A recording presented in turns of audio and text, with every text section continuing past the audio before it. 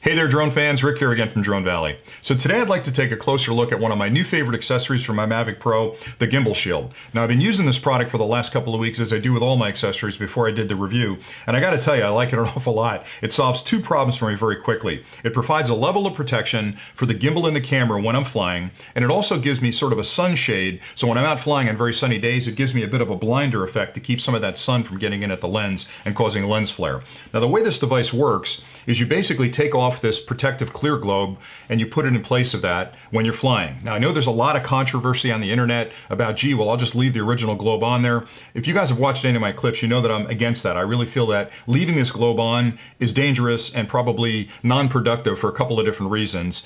Primarily, it's going to create additional heat inside the quad because it's blocking the airflow, and the second is around the quality of the video you're taking.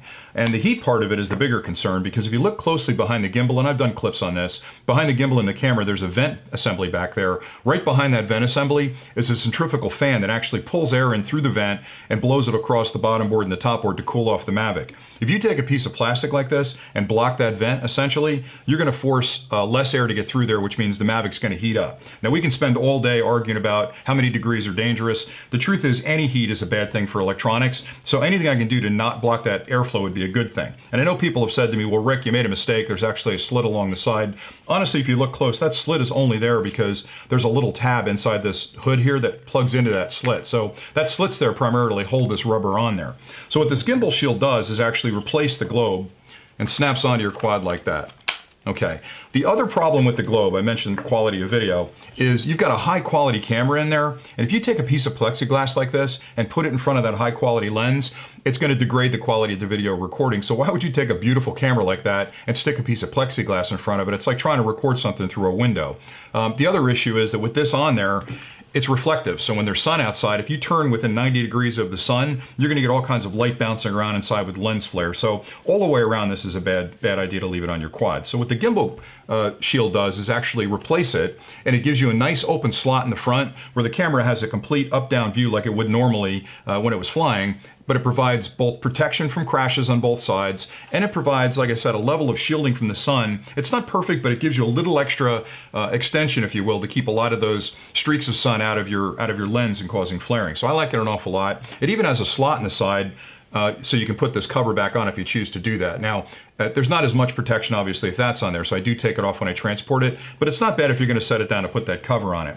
What I like an awful lot about this accessory is that, as always, it's less expensive than a lot of the more expensive accessories that are out there, so it's a fairly inexpensive thing to add to your kit. It's really easy to use. It takes up a small amount of space in your kit, so all those things make it a home run for me. But again, out of the gate, I was really concerned that the clearance on this without the leg extensions puts that gimbal really close to the ground with grass and everything else poking up. Having that on there at least provides some protection to flatten down that grass below you and keep that debris or whatever it is that's sticking up away from your camera. So I like it an awful lot. And again, it goes on easy, it comes off easy. You can snap the globe back on when you're ready to leave for the day, put it back in your kit, and you're off and running.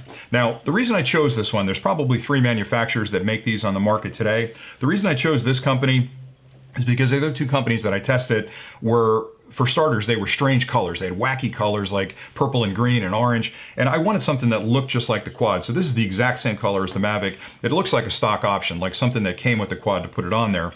The second reason I chose this one is it's made of extremely durable plastic. It's very, very heavy casting and plastic. The others were very inexpensive plastic, so I was worried that it would warp over time and maybe start blocking the video in the front as these things warped in. The bigger issue too is if I throw that in my kit and it's cheap plastic, I could crack it in the kit, or if I had it on here to protect against a crash, if I hit it hard on a rock or something, it would crack and then that plastic could get up inside the gimbal. So the one I've got listed on the website is the one that I'm using, and again, you can find these all over the web, but if you want to support the channel, I've got a link below. You can buy it from our website. They're not terribly expensive, between $10 and $15 I think for this to add to your kit, and for me, again, I would list it as an essential accessory for my kit because it provides protection to the camera, it provides shielding for the videos that I'm shooting, and it looks like a stock item. Doesn't impact the airworthiness of the craft or any of the sensors or any of that stuff. So for me, it's a no-brainer to add it to the kit. So anyway, that's all I had for this clip. If you guys have questions, if there's anything I missed, please leave them in the comments below. Thumbs up are always good. I'm happy to see those. That's really encouraging me to see that people are watching the channel and enjoying the clips. Please subscribe if you haven't already. We're going to be posting a lot more content on the Mavic, the Phantom 4 Pro, the Inspire 2,